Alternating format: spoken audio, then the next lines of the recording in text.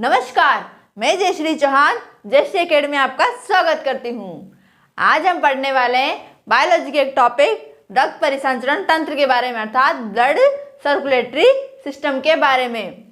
जिस प्रकार जैसे ब्लड निम्न वर्ग के कीटों में या फिर उच्च वर्गीय प्राणी में सब में ब्लड पाया जाता है लगभग। फिर तो हम देख लेते हैं एक एक का कि निम्न वर्ग में कैसे और किस प्रकार, और उच्च वर्ग में कौन आएंगे, मनुष्य या फिर और जानवर वगैरह आ जाते हैं। उनको हम देख लेंगे कि इनमें किस प्रकार का परिसंचरण पाया जाता है। अब पहले हम देखते हैं रक्त परिसंचरण तंत्र। अब जो परिसंचरण होता है, जो रक्त का फ्लो होता है, वो किसके माध्यम से होता है, वो इसमें जो माध्यम होता है इसमें दो प्रकार से बांटा गया है। इसमें माध्यम के अनुसार एक तो बांटा गया है खुला परिसंचरण तंत्र, खुला परिसंचरण, इसे बोलेंगे ओपन सर्कुलेटरी सिस्टम, खुला परिसंचरण तंत्र, और दूसरा बंद परिसंचरण तंत्र, बंद परिसंचरण तंत्र। इन दोनों में क्या होता है, एक जो खुला परिसंचरण तंत्र है इसमें क्या होता है, जो ब्लड होता है, ब्लड बॉडी में कैसे होता है, ओपन, मतलब पूरी बॉडी में ओपनली ऐसे ही, मतलब ऐसे फ्लो करता है, परिवहन कैसे करता है, एक जगह से दूसरी जगह ओपनली जाता है। और जो बंद परिसंचरण तंत्र है उसमें क्या होता है, जो ब्लड होता है एक जगह से दूसरी जगह जो नलियों के माध्यम से, जिसे हम बोलते हैं वाहिकाओं के माध्यम से एक जगह से दूसरी जगह बॉडी में फ्लो करता है। तो इसमें क्या पाई जाएगी, इसमें पाई जाएगी वाहिकाएं। इसमें ब्लड जो परिवहन करेगा वो वाहिकाओं के माध्यम से करेगा, वेसल्स के माध्यम से करेगा, और इसमें ओपन मतलब खुला, मतलब पूरी बॉडी में ओपन परिवहन करेगा। इसमें कोई वाहिकाएं नहीं पाई जाती, इसमें वाहिकाएं नहीं पाई जाती या नलिकाएं नहीं पाई जाती। अब जो ब्लड परिसंचरण तंत्र है उसमें देखेंगे, उसमें जो ब्लड परिसंचरण तंत्र है इसको तीन पार्ट में डिवाइड करके पढ़ेंगे हम। तीन पार्ट में, पहले पार्ट को सबसे पहले लेंगे हम एक हार्ट को, हृदय को, और उसके बाद लेंगे ब्लड को, और उसके बाद जो ब्लड वेसल्स या ब्लड वाहिकाएं हैं या ब्लड नलिकाएं हैं उनको लेंगे कि ये किस प्रकार, कितनी होती है, कितनी पाई जाती है, किस प्रकार की पाई जाती है। हम इस तंत्र को किसमें, तीन भागों में करके पढ़ेंगे, एक एक पार्ट को देखेंगे। आज की हमारी क्लास में हम केवल और केवल हार्ट के बारे में पढ़ने वाले, और आगे की क्लासों में हम रक्त और ये रक्त वाहिकाओं के बारे में पढ़ेंगे। तो आज की हमारी क्लास पूरी किसके ऊपर डिपेंड है, हार्ट के ऊपर। हार्ट कैसे काम करता है, हार्ट में कितना क्या, हार्ट के कार्य के बारे में, हार्ट की संरचना सब देखने वाले हैं। तो अब ये बात करते हैं हम हार्ट की। अब देखते हैं इस हार्ट को समझने की पूरी कोशिश करते हैं। तो आइए दोस्तों, अब हम पढ़ रहे थे हार्ट के बारे में, हार्ट की संरचना, हार्ट के कार्य और हार्ट की स्थिति के बारे में हम देखते हैं। तो हम बात करते हैं हार्ट। हार्ट किसमें पाया जाता है, हार्ट सभी कशेरुकाओं में, अर्थात वर्टिब्रेट्स जो प्राणी होते हैं, जिनमें वर्टिब्रेट्स जो प्राणी जो जिनमें कशेरुका पाई जाती है, उन सब में क्या पाया जाता है, हार्ट पाया जाता है। क्योंकि क्या होता है, जो जो कशेरुकाएं होती है, कशेरुकी होती है, उन कशेरुकी प्राणियों में क्या होता है, जो ब्लड होता है वो किसमें बहता है, वाहिकाओं में, वेसल्स में बहता है। तो इसी कारण सभी कशेरुकियों में हार्ट पाया जाता है, सभी कशेरुकाओं में या कशेरुकी प्राणी में, जितने भी कशेरुकी प्राणी हैं सब में क्या पाया जाता है, हार्ट पाया जाता है। अब कशेरुकी में कौन कौन आएंगे, जिनमें कशेरुका पाई जाएगी, जिसमें ले लेंगे हम एम्फीबिया और स्तनधारी वगैरह सभी आ जाएंगे, जिनमें वर्टिब्रेट्स जो कशेरुकी में आते हैं। पक्षी में आ जाएगी, छोटे छोटे जीव भी आ जाएंगे जो वर्टिब्रेट्स के अंतर्गत आते हैं। तो अब हम देखते हैं इसकी स्थिति के बारे में बात करते हैं। अब जो ये हार्ट है ये पाया कहाँ जाता है, जो मनुष्य के हार्ट की बात करें, मनुष्य के हार्ट में ये पाया कहाँ जाता है, पूरी बॉडी में, ये वक्ष वाले भाग में लेफ्ट साइड में, थोड़ा मध्य से लेफ्ट वाले पार्ट में पाया जाता है। और कहाँ, लेफ्ट लंग्स के पास पाया जाता है। जैसे यहाँ देखते हैं, ये क्या हमारी बॉडी का, जैसे ये वक्ष वाला पार्ट है, और वक्ष वाले पार्ट में लंग्स ऐसे होते हैं, और लंग्स में क्या है, ये वाला कौन सा, ये हो गया राइट वाला लंग्स, और ये कौन सा, लेफ्ट वाला।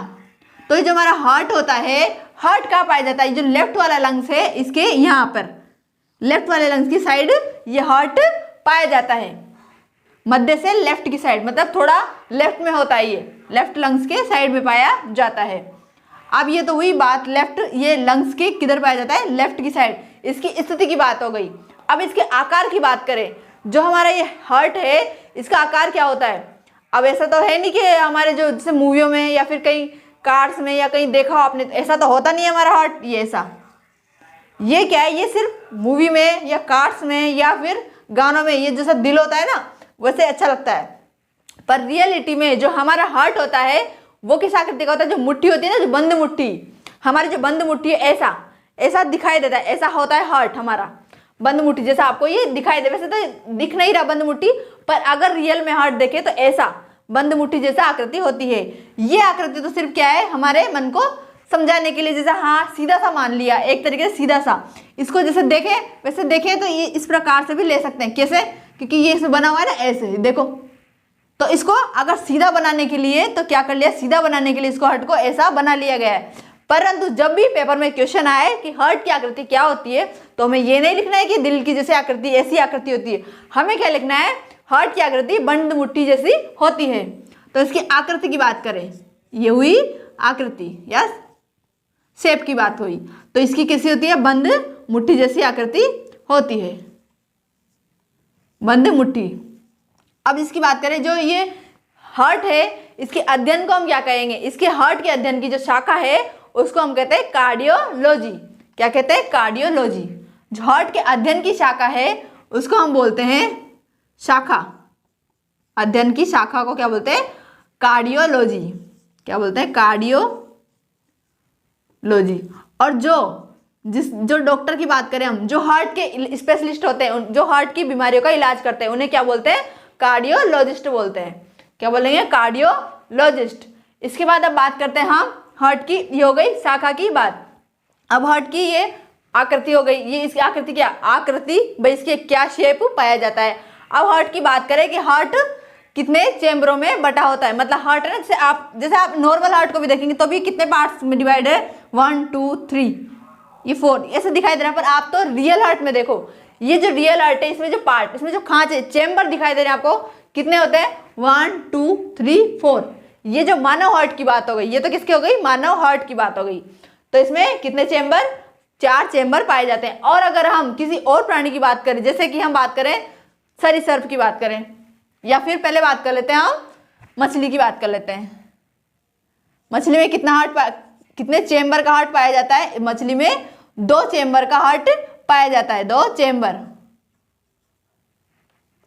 अब 2 चेम्बर कौन कौन से, मछली में कितने, 2 चेम्बर होते हैं। अभी जो चेम्बर होते हैं इन चेम्बरों के नाम भी होते हैं, इनके नाम के बारे में हम देख लेते हैं। अब मछली में जैसे हम, ये तो मछली हुआ, क्या हुआ, ये छोटा निम्न वर्ग का प्राणी हो गया, थोड़ा निम्न वर्ग का। तो हम किसकी बात कर लेते हैं, हम मानव की बात कर लेते हैं। मानव में जो चेम्बर पाए जाते हैं इनका नाम क्या क्या है, मानव में 4 चेम्बर पाए जाते हैं। कौन कौन से, आलिंद और नीले, जिन्हें बोलेंगे हम ऑरिकल और वेंट्रिकल। तो इसमें 2 चेम्बर पाए जाते हैं, इसमें क्या क्या, कौन कौन सा, एक आलिंद और एक नीले पाया जाता है। जो मछली होती है, मत्स्य प्राणी होंगे वो, उनमें क्या पाए जाए, एक आलिंद और एक नीले पाया जाएगा, एक ओरिकल और एक वेंट्रिकल, एक ओरिकल और एक वेंट्रिकल पाया जाता है। इसके बाद बात करते हैं हम सरीसृप। सरीसृप में क्या, रेप्टाइल, उसमें क्या क्या आएंगे, जैसे कि रेप्टाइल्स में आ जाएंगे सांप आ जाएगा। अब रेप्टाइल्स की बात करें हम, सरीसृप की बात करें तो सरीसृप में क्या होगा, कितने, 3 चेम्बर पाए जाते हैं। कितने, 3 चेम्बर। अब 3 चेम्बर में क्या क्या होगा,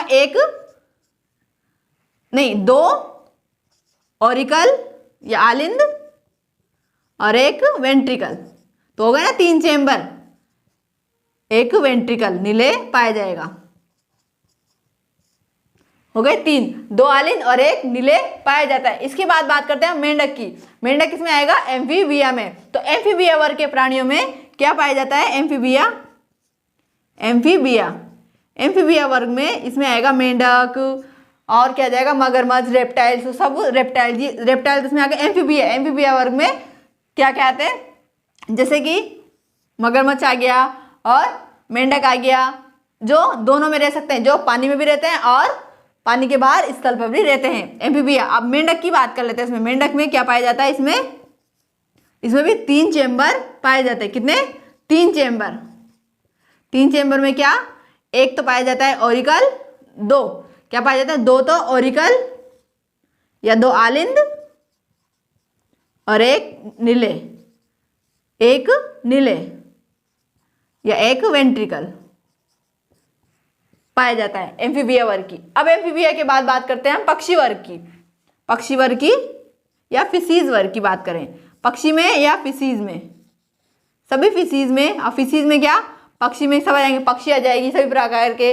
चमगादड़, चमगादड़ क्या होता है, वो भी स्तनधारी में आता है, तो चमगादड़ को हम इसमें नहीं गिनेंगे, चमगादड़ को अलग से देख लेंगे।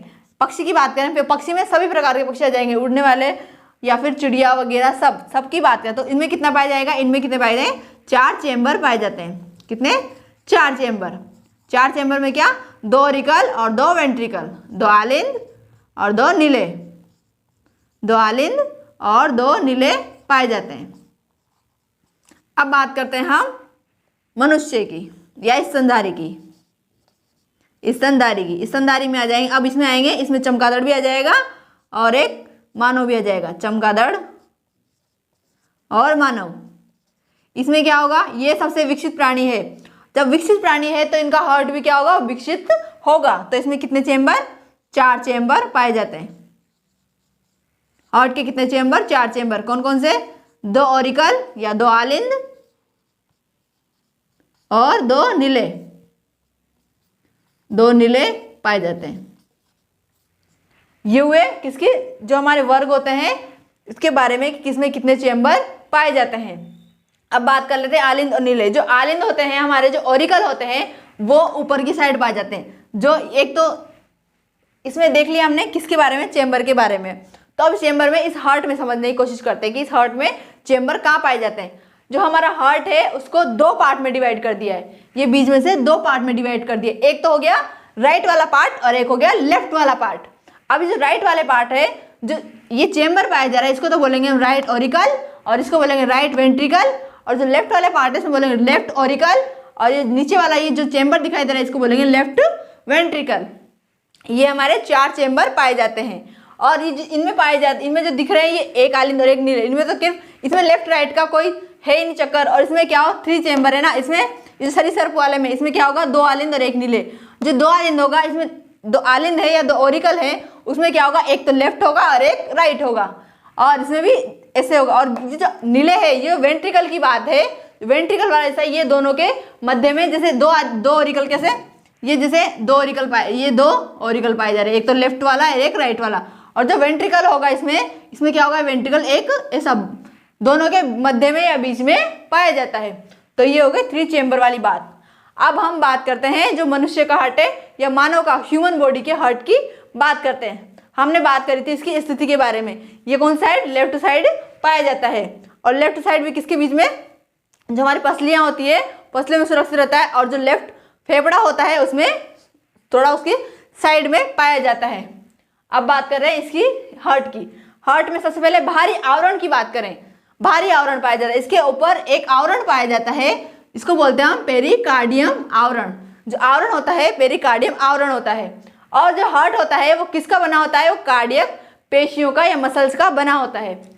जब भी हार्ट की बात आती है, क्वेश्चन की बात आती है, क्वेश्चन पूछा जाता है कि हार्ट किनसे बना होता है, तो हम लिखेंगे कार्डियक मसल से बना होता है। किससे बना होता है, हार्ट कार्डियक मसल से बना होता है, कार्डियक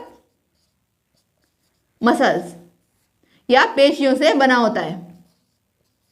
तभी तो हार्ट क्या करता है, धड़कता है ना, हार्ट संकुचन शिथिलन करता है ना, ये पेशियों के कारण करता है, कार्डियक पेशियों से बना। इसके बाद ये आवरण की बात हो गई, कार्डियक पेशियों की बना। इसमें क्या होता है, जो मानव का हार्ट होता है, जो ह्यूमन का, उसमें क्या होता है, 4 चेम्बर पाए जाते हैं। ये लेफ्ट, ये राइट वाला पार्ट और ये लेफ्ट वाला पार्ट। इसके बाद इसमें और क्या क्या विशेषताएं पाई जाती है वो भी देख लेते हैं। इसमें जो ये राइट वाला पार्ट है उसमें क्या होता है, राइट वाले पार्ट में हमेशा क्या होता है, अशुद्ध रक्त, अर्थात जैसे ऑक्सीजन, अशुद्ध रक्त किसे बोलेंगे हम, जिसमें क्या होता है, CO2 होता है, ऑक्सीजन नहीं होता है। मतलब ऑक्सीजन की अनुपस्थिति में जो रक्त होता है वो कौन सा, अशुद्ध रक्त माना जाता है। तो अशुद्ध रक्त किसमें बहता है, ये राइट वाले पार्ट में अशुद्ध रक्त बहता है। और जो लेफ्ट वाला पार्ट है उसमें क्या, शुद्ध रक्त, अर्थात ऑक्सीजन रहित, मतलब ऑक्सीजन जिसमें ऑक्सीजन पाई जाती है उसमें क्या होता है, लेफ्ट वाले पार्ट में पाई जाती है। तो इसको हम लिख लेते हैं, जैसे ये ऑक्सीजन वाला पार्ट है, ऑक्सीजन प्लस वाला पार्ट, मतलब ऑक्सीजन जनित वाला पार्ट, ऑक्सीजन जनित, जिसमें ऑक्सीजन पाई जाती है, जिस रक्त में ऑक्सीजन पाई जाती है वो किसमें, लेफ्ट वाले में, वो लेफ्ट वाले पार्ट में बहता है। और उसके बाद जो राइट वाला है उसमें ऑक्सीजन माइनस कर लिख लेते हैं, उसे समझ जाएंगे कि ऑक्सीजन माइनस मतलब ऑक्सीजन नहीं पाई जाती है। तो ऑक्सीजन नहीं पाई जाती है तो इसमें किसमें, राइट वाले पार्ट में। अब इसकी बात करते हैं जो लेफ्ट वाला पार्ट है, ये लंग्स, ये हार्ट हमारा है, ये हार्ट किससे जुड़ा होता है, ये लंग्स से जुड़ा होता है। ये हार्ट जो क्या करता है, ये बॉडी से रक्त लेता है और लंग्स तक पहुंचाता है, और लंग्स से ब्लड लेता है और किससे पहुंचाता है, ये बॉडी तक पहुंचाता है। मतलब ये हार्ट हमारा क्या काम करता है, ये मीडिएटर का काम करता है, हमारी मध्यस्थता, मतलब मध्यस्थता बनाए रखता है किसी भी चीज के बीच का होता है, जैसे पुल काम करता है, जैसे हमारी, जैसे दो शहरों को जोड़ने का काम कौन करेगा, बीच में एक पुल की, एक ब्रिज की बात करें हम, एक पुल होता है, एक ब्रिज होता है जो दो शहरों को या दो गांवों को जोड़ने का काम करता है। उसी प्रकार हमारी जो बॉडी होती है उसमें जो बॉडी से ब्लड को लंग्स तक और लंग्स से बॉडी तक पहुंचाने का काम कौन करता है, ये हमारा हार्ट करता है। तो ये मीडिएटर का काम या मध्य का काम करता है। अब इस हार्ट की बात करते हैं। हार्ट में सबसे पहले ब्लड आता कहाँ से, सबसे पहले बॉडी, इसकी एक डायग्राम समझ लेते हैं हम इसको। यहाँ पे देख लेते हैं, छोटा डायग्राम बना लेते हैं। ये हमारा हार्ट, जैसे माना कि ये हमारा हार्ट हुआ, इसमें क्या होता है, ये 4 चेम्बर पाए जाते हैं, 4 चेम्बर। अब ये हार्ट में 4 चेम्बर, ये राइट ऑरिकल, ये राइट, ये लेफ्ट ऑरिकल, और ये राइट वेंट्रिकल, और ये लेफ्ट वेंट्रिकल। अब इसमें क्या होता है, जो राइट ऑरिकल होता है इसमें यहाँ से क्या होती है, ये यहाँ से निकल रही है, आपको दिख रही है ये वाली सुपीरियर वेन कावा, मतलब इसे वेन का अर्थ क्या बोलते हैं, शिरा से लेते हैं। तो इसमें क्या होते हैं, शिराओं से।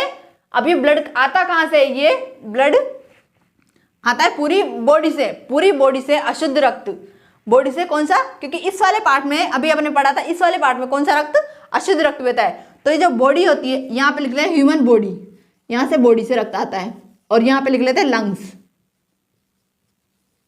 अब क्या होता है, ये जो बॉडी से रक्त कहाँ जाता है, ये राइट ऑरिकल में जाता है। राइट ऑरिकल में किसके माध्यम से, वेन के या शिराओं के माध्यम से राइट ऑरिकल में गया, अशुद्ध हुआ। ये कौन सा रक्त था, बॉडी से कौन सा अशुद्ध रक्त पाया जाता है, जो अशुद्ध रक्त यहाँ से आया, फिर यहाँ से क्या हुआ, यहाँ से राइट ऑरिकल में से राइट वेंट्रिकल में गया।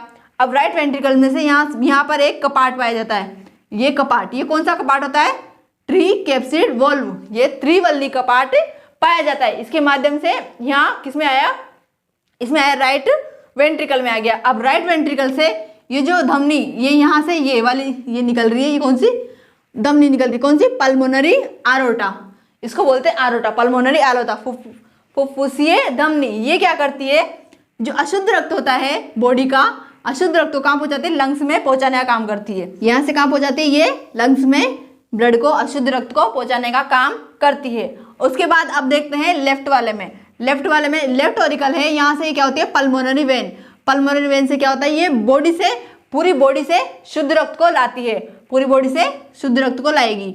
और किसमें, लेफ्ट ऑरिकल में, लेफ्ट ऑरिकल से इसके बाद कौन सा, इसमें कौन सा, शुद्ध रक्त कहाँ से लाती है, ये बॉडी से। इसमें इधर देख लेते हैं, ये यहाँ से कहाँ, बॉडी से इधर जा रहा है रक्त, और इससे इस साइड जा रहा है रक्त। और इसके बाद यहाँ पे देखते हैं पल्मोनरी वेन या फुफ्फुसीय सिरा से कहाँ जाएगा, बॉडी से आएगा रक्त, किसमें, यहाँ से शुद्ध रक्त आता है इसमें, बॉडी में, बॉडी से नहीं, लंग्स से आता है। कहाँ से आता है, लंग्स से शुद्ध रक्त, क्योंकि शुद्ध तो कहाँ होगा ना, शुद्ध लंग्स में होगा। तो ये जो रक्त भेजा गया था यहाँ से शुद्ध होके कहाँ आएगा, शुद्ध होके इस वेन में आएगा, पल्मोनरी वेन के माध्यम से लेफ्ट ऑरिकल में आता हुआ, लेफ्ट ऑरिकल के बाद किसमें आएगा, लेफ्ट वेंट्रिकल में। अब जो लेफ्ट वेंट्रिकल होता है, इसमें जो कपाट पाया जाता है, ये कपाट कौन सा, द्विवल्नी कपाट पाया जाता है। मतलब इसमें क्या होता है, 2 वलन पाए जाते हैं। ये द्विवल्नी कपाट से होते हुए लेफ्ट वेंट्रिकल में जाएगा। लेफ्ट वेंट्रिकल से ये जो धमनी, ये यहाँ से क्या निकल रही है, ये वाली, ये जो क्या निकल रही है, ये यहाँ से आरोटा निकल रही है, ये धमनी कहाँ से जाएगी, ये महाधमनी बोलते हैं इसको, महाधमनी। ये शुद्ध रक्त को किसमें ले जाएगी, ये बॉडी के पार्ट में ले जाएगी या शरीर के विभिन्न अंगों में ले जाएगी। यहाँ से ये महाधमनी होती है, ये शरीर के विभिन्न पार्ट में ऑक्सीजन युक्त रुधिर को, यानी शुद्ध रुधिर को कहाँ ले जाएगी, बॉडी में ले जाने का कार्य करती है। ये हमारा एक छोटा सा डायग्राम हुआ, शॉर्ट सा डायग्राम हुआ। अब हमने यहाँ पे क्या देखा कि यहाँ पे कौन सी पाई जा रही थी, जो शुद्ध रक्त को ले जा रही थी, ये अशुद्ध रक्त वाले को पल्मोनरी आर्टरी, और ये जो ये शुद्ध रक्त होता है ये वेन, ये शिरा में बहता है। अब आपको एक बात समझ लो कि हमारी जो बॉडी होती है उसमें जो रक्त प्रवाह होता है वो दो वाहिकाओं में होता है। किस किस में? वैसे तो हम इस पार्ट को किस में पढ़ेंगे? रक्त वाले पार्ट में पढ़ेंगे, पर एक छोटा सा शॉर्ट में देख लेते हैं ताकि आपको ये हर्ट में समझ में आ जाए। तो जैसे दो शिराएं, दो वाहिकाएं पाई जाती है, कौन कौन सी?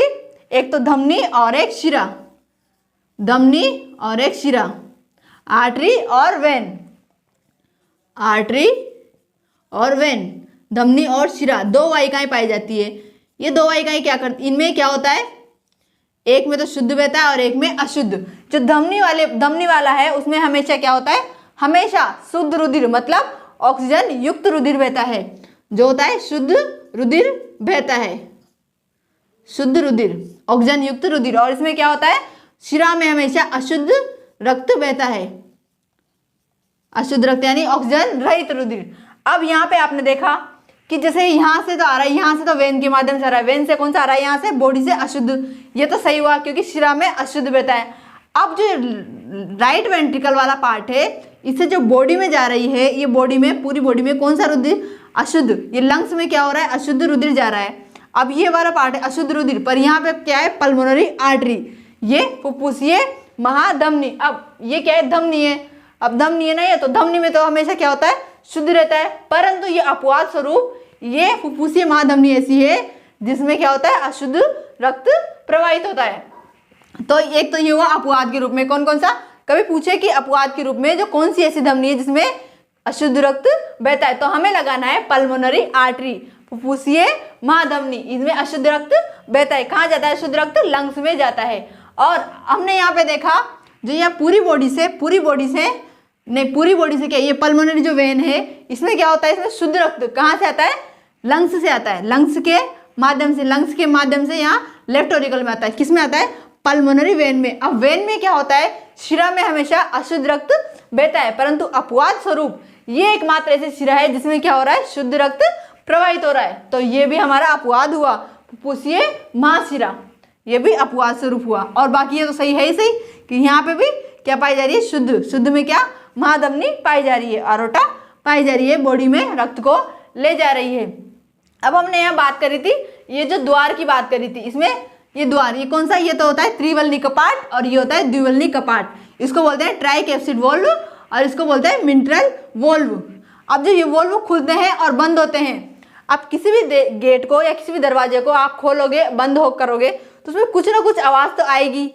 तो इसमें भी क्या होती है? किसकी आवाज़ आती है? इसमें लब डब की ध्वनि उत्पन्न होती है। अब आपने देखा होगा जब हृदय धड़कता है, जो हृदय की धड़कन सुनते हैं, जो होता है ना वो नापने का, वो डॉक्टर के पास होता है, उसमें कान में आवाज़ आती है, स्टेथोस्कोप। उसमें क्या होता है? उस स्टेथोस्कोप में क्या होता है? ध्वनि आती है।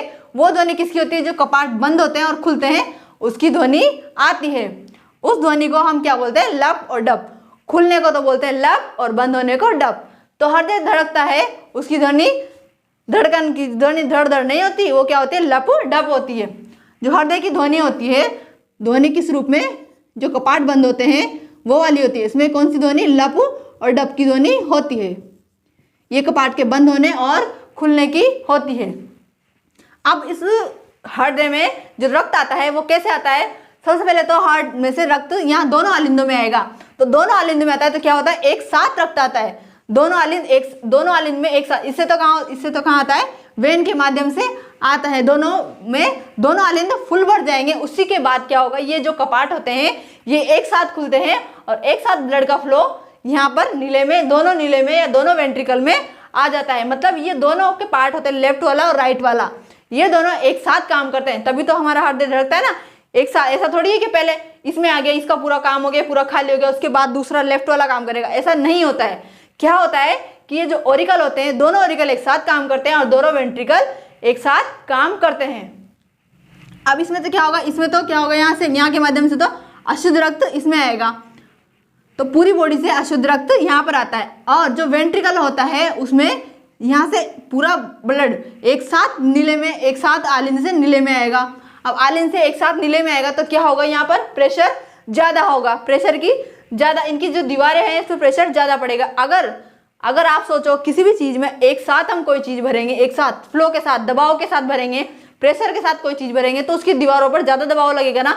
इसी कारण जो हमारे जो वेंट्रिकल ये होते हैं, वेंट्रिकल में क्या होता है, इसकी जो दीवारें होती है वो मोटी होती है, इसी कारण ताकि ये दबाव को सहन कर सके। और जो ऑरिकल होते हैं उनकी जो दीवारें होती है वो थोड़ी पतली होती है, क्योंकि इनमें दबाव की आवश्यकता नहीं पड़ती और नीले में दबाव की आवश्यकता पड़ती है। अब ये हृदय की बात कर रहे हैं हम, तो हृदय में क्या हो रहा है, ये जो पाए जा रहे हैं, एक यहाँ पर ये एस नोड और एवी नोड, जो राइट ऑरिकल है उसमें दो संरचनाएं पाई जाती है। पेपर में पूछा जाता है, पेपर में ये क्वेश्चन आ जाएगा आपके, एस नोड शरीर के कौन से अंग से संबंधित है, बस इतना सा ही पूछा जाता है, क्योंकि इसके बारे में ज्यादा पूछा नहीं जाता किसी भी एग्जाम में, बस इतना सा पूछा जाएगा। आपसे नाम पूछ लिया जाएगा कि ये हार्ट में पाया जाता है या किस में पाया जाता है, या फिर ऐसे पूछ लेंगे जो ऐसे नोड है वो कहाँ पाया जाता है शरीर के, तो हमें लगाना है हार्ट। इसका नाम सिनो आर्टियल नोड, सिनो आर्टियल नोड, और एवी नोड आर्टियो वेंट्रिकल नोड, ये भी किसमें पाया जाता है, राइट ऑरिकल में पाया जाता है। ये इसको क्या बोलते हैं, जो ऐसे नोड को, इसको हम पेसमेकर बोलते हैं। आपने सुना हो वो कभी कभी, जैसे मूवी में देखा हो या सुना भी हो, क्या होता है, इसके दिल में छेद है, वो दिल में छेद वाली बात, वो दिल में छेद कहाँ पे, ऐसे नोड से रहता है। क्योंकि क्या होता है ना, ऐसे नोड होता है, ऐसे नोड जब हम भ्रूण की अवस्था में या बच्चे की जब भ्रूण होता है, जब भ्रूण वाली अवस्था में ये ऐसे नोड होता है, ये पहले तो छेद सा होता है, पर धीरे धीरे जैसे भ्रूण बनता जाता है, भ्रूण विकसित होता जाता है, ये ऐसे नोड वाला पार्ट क्या होता है, बढ़ता जाता है। ये दोनों ऑरिकल के यहाँ दोनों थोड़ा इधर साइड में पाया जाता है, थोड़ा यहाँ पास में पाया जाता है, तो ये क्या होता है, बढ़ता जाता है, मसल्स के माध्यम से बढ़ता जाता है। अब जब बच्चा पैदा होता है तो पैदा होने से पहले या पैदा होने के बाद बढ़ जाता है, लगभग शिशु में ये पूरा भर जाता है, और किसी किसी में क्या होता है, किसी किसी में ये भरता नहीं है और खाली रह जाता है। तो क्या होता है, उसका अब कोई भी बॉडी रहेगी, उसका कोई सुचारू रूप से चलती रहेगी, कोई व्यवस्था रहेगी, उसमें बीच में कुछ ना कुछ ऑब्जेक्शन या बाधा आ जाएगी, तो उसमें क्या होगा, उसकी इफेक्ट पड़ेगा ना, बॉडी का काम करना कम कर देगी वो। तो इसमें भी ऐसा ही होता है, जो ये ऐसे नोड वाला पार्ट है, इसको ये इसकी वजह से ये जो पूरे ब्लड का है ये थोड़ा काम करना है, इसके काम में थोड़ी बाधा आ जाती है, तो इसको कहते हैं हम दिल में छेद। तो ये बीमारी जब होती है तो इसमें क्या होता है, ऐसे नोड वाला पार्ट खाली रह जाता है, तो हमें ये समझ लिया। और इसमें एक प्रकार की पेशियां भी पाई जाती है, ये दोनों ऑरिकल के मध्य में पाई जाती है, इनको क्या बोलते हैं हम, बंडल ऑफ हिज। जो इन दोनों आलिंद है या दोनों ऑरिकल है, इसके मध्य में यहाँ पाई जाती है बंडल ऑफ हिज। इसके बारे में भी क्वेश्चन आ जाता है, तो बंडल ऑफ हिज ये भी किसका पार्ट है, ये भी हार्ट का पार्ट है। अब इसके बाद बात कर ली हमने हार्ट की, अब हार्ट के धड़कने की बात। अब जो हार्ट धड़कता है वो कब धड़कता है, 1 मिनट में 72 बार धड़कता है। कब, 1 मिनट में 72 बार। क्वेश्चन में लिख देंगे हम यहाँ पे, 1 मिनट में कितनी बार धड़कता है, ये 72 बार धड़कता है। मतलब जो लब डब की ध्वनि होती है 72 बार, ये कितनी बार पंप करता है हृदय हमारे रक्त को, 1 मिनट में 72 बार ये हृदय कार्य करता है। 72 बार मतलब हृदय से लब डब की ध्वनि होगी ना, जैसे एक बार में जो एक बार हार्ट धड़केगा, उसका मतलब ये नहीं कि एक बार सिर्फ लब, नहीं, लब भी होना चाहिए और डब की भी ध्वनि होनी चाहिए, मतलब एक पार्ट खुलने भी चाहिए और बंद भी होनी चाहिए, तब जाके क्या होगा, वो एक चक्र पूरा करेगा। अब बात करते हैं हम, एक पेपर में पूछा जाता है कभी कभी, एक कार्डियक साइकिल, एक सीसी के बारे में। एक कार्डियक साइकिल मतलब हृदय का जो चक्र होता है वो कितने मिनट में पूरा होता है, मतलब कितनी मिनट में, मतलब जैसे यहाँ पर ये आलिंद में क्या हुआ, ब्लड आया तो क्या हुआ, शिथिल अवस्था में आ गए, और जैसे ही नीले में चला गया तो वापस क्या होगा, ये हार्ट सिकुड़ गया, मतलब शिथिल अवस्था में आ गया, वापस सिकुड़ गया। उसके बाद जैसे अब एक कार्डियक साइकिल की बात करें, मतलब एक बार जैसे यहाँ से ब्लड आया और पूरे यहाँ तक गया, तो इस पूरे यहाँ से और यहाँ तक के जो साइकिल होते हैं उसको क्या बोलते हैं, एक पूरा चक्र बोलते हैं। एक पूरा चक्र ये कितने मिनट में होता है, अब मैं देखा हमने 1 मिनट में 72 बार धड़क रहा है, जो एक बार धड़केगा उसका मल्टीप्लाई करें, जो 1 मिनट में कितने सेकंड होते हैं, 60 सेकंड होते हैं। कितने, 60 सेकंड। 60 सेकंड में कितनी बार धड़क रहा है, 72 बार धड़क रहा है। तो एक बार में कितने सेकंड में धड़केगा, एक बार, तो एक बार को अगर हम इसे मल्टीप्लाई करते हैं तो आता है 0.8 सेकंड।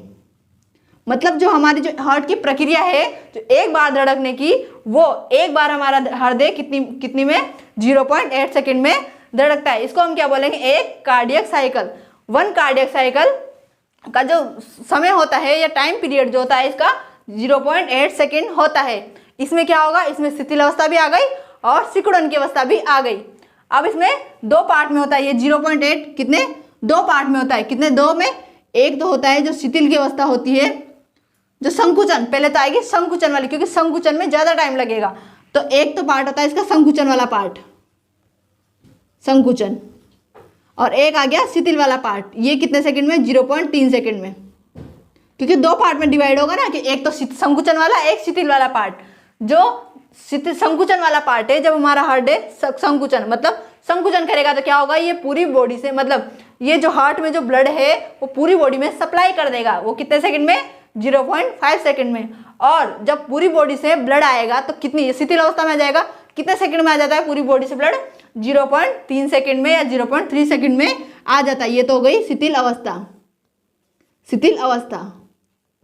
अब शिथिलन, अब इसको इंग्लिश में क्या देखेंगे, संकुचन को तो बोलते हैं सिस्टोल, संकुचन को बोलते हैं सिस्टोल, और जो शिथिलन होता है उसको बोलते हैं डायस्टोल।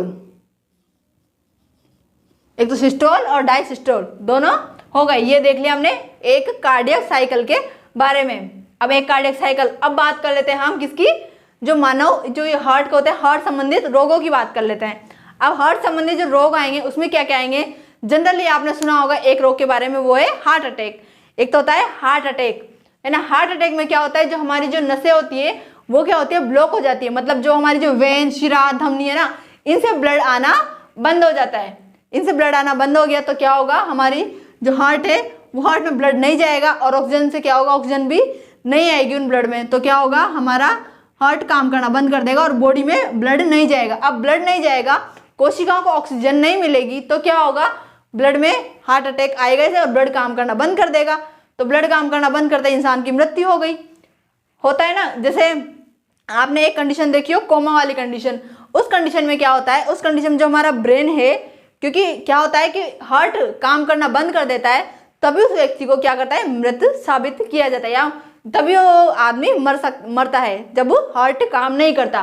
क्योंकि क्या होता है, कभी कभी व्यक्ति का ब्रेन काम नहीं करता। अगर किसी व्यक्ति का ब्रेन काम नहीं कर रहा है तो उस व्यक्ति को हम डेड या मरा हुआ घोषित नहीं कर सकते, परंतु अगर किसी व्यक्ति का हार्ट काम बंद कर दिया है करना, तो उसको हम मृत साबित कर देंगे। कोमा वाली कंडीशन में यही होता है कि उसका ब्रेन काम नहीं करता है, परंतु उसकी हार्ट वाली जो हार्ट बीट होती है वो काम करती रहती है, भले वो कम करे पर वो काम करती रहती है। तो इसी कारण वो कोमा वाली कंडीशन में आ जाता है। इसके बाद बात करते हैं हम, जो हार्ट होता है उसमें हार्ट के रोग के बारे में देख लिया। अब बात करते हैं हम, जो हार्ट ट्रांसप्लांट होता है। हार्ट ट्रांसप्लांट कैसे होता है, वो जब इंसान की या मृत्यु, जो व्यक्ति की मृत्यु हो जाती है, उसके 4 घंटे के अंदर अंदर ब्लड दूसरे व्यक्ति में, ये ब्लड क्या, हार्ट दूसरे व्यक्ति में ट्रांसप्लांट किया जा सकता है। कितने घंटे में, 4 घंटे में, 4 घंटे के अंदर अंदर। उसके बाद ये हार्ट किसी काम का नहीं रहता। तो कितने घंटे में, 4 घंटे के अंतराल में, 4 घंटे के अंतराल में हार्ट ट्रांसप्लांट किया जा सकता है। अब बात करते हैं हम वर्ल्ड की। वर्ल्ड में हार्ट ट्रांसप्लांट किया था वो कहाँ हुआ था, वो हुआ था 1967 में। कहाँ हुआ था, साउथ अफ्रीका में। 1967 में साउथ अफ्रीका में हुआ था।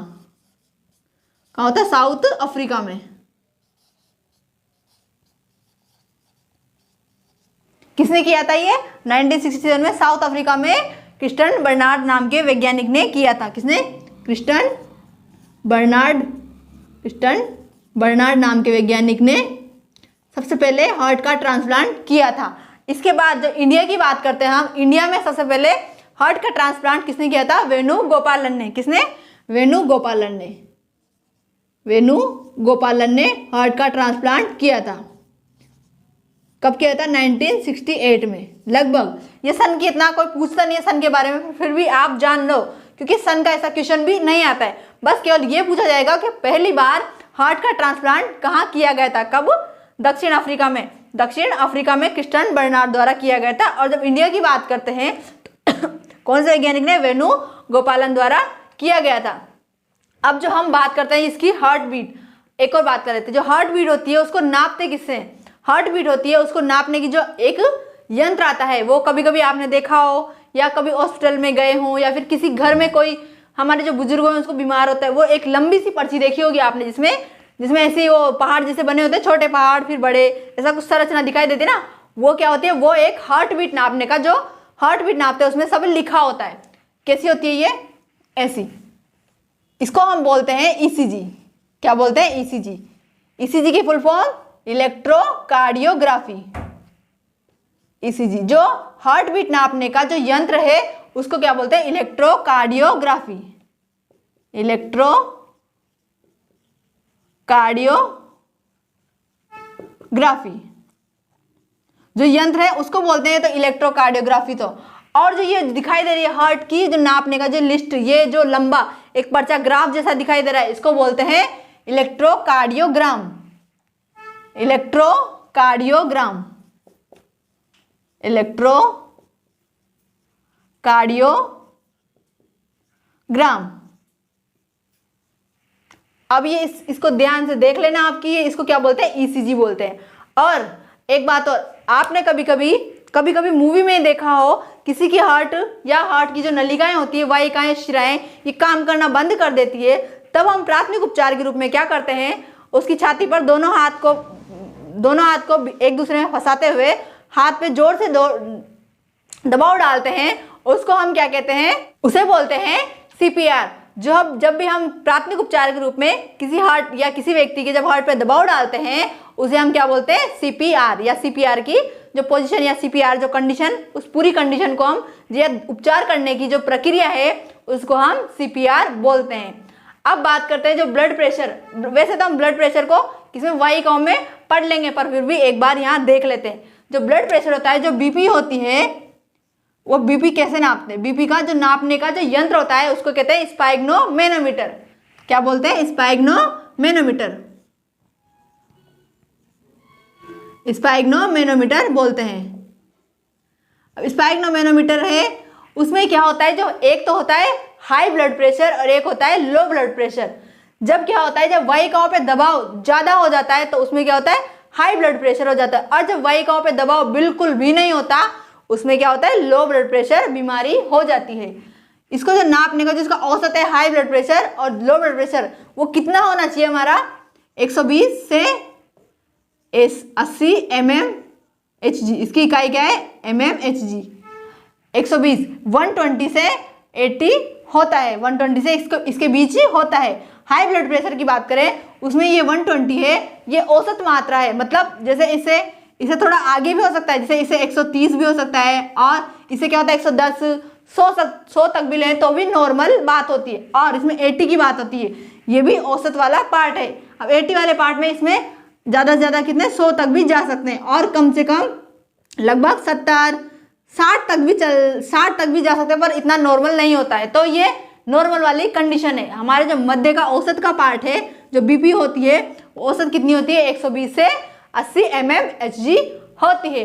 ये हमारा हुआ पूरा हार्ट का पार्ट की बात। अब ये हार्ट की जो पेशियां होती है, ये क्या होती है, जो हार्ट की संरचना के बारे में देखा हमने, इसकी ध्वनि की बात कर ली। और एक और बात देख लेते हैं, जो हार्ट होता है उसमें पेशियां पाई जाती है, वो कैसे जुड़ी होती है, ये यहाँ से भी जुड़ी होती है, इसकी दीवारों से जुड़ी होती है। तभी तो क्या होता है, जब यहाँ पे फ्लो पूरा फुल भर जाता है, तब ये क्या होती है, ये यहाँ से कपाट खुलती है ना, तो कपाट नीले, इसको आदेश देते हैं नीले खाली हो जाएगा, तभी तो पता चलेगा ना कि ये ब्लड यहाँ से यहाँ आएगा, तो ये यहाँ आ जाता है।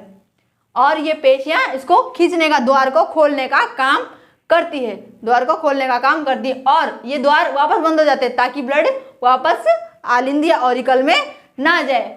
ये हमारा पूरा हुआ किसके बारे में, पूरे हार्ट के बारे में टॉपिक को हमने देख लिया है, इंपॉर्टेंट पॉइंट।